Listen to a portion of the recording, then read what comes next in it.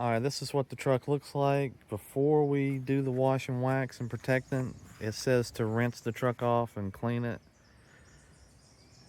and then we'll spray it with our foam cannon, and then we'll go back over it and we'll see how it does. So this is the chemical guy applied to the truck before we start scrubbing it. We used our foam cannon for this, so let's see how it turns out in the end. All right, so this is just after washing it. There's a little bit of beading going on, so maybe it is protected. I don't know. I mean, for me, I would say put some wax on it after you dry it. You know, unless you trust that it's protected enough, or you just got a really old car you don't care about. But I'd say there is some wax in there. So this is how it looks. Make your own mind up. We'll dry it and see how it looks.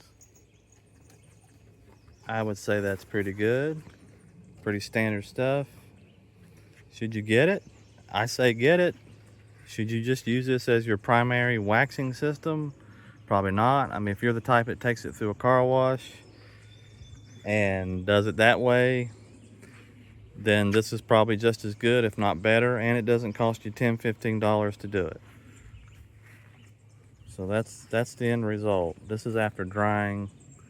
You know, I would probably just put a wax on it. I mean, it feels kind of slicky. Besides where I just messed it up. But anyway, that's it.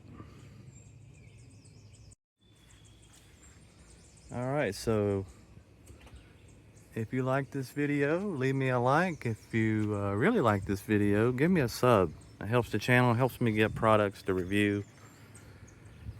I hope you enjoy this chemical guys wash and wax and beads and all that video, and we'll see you in the next one.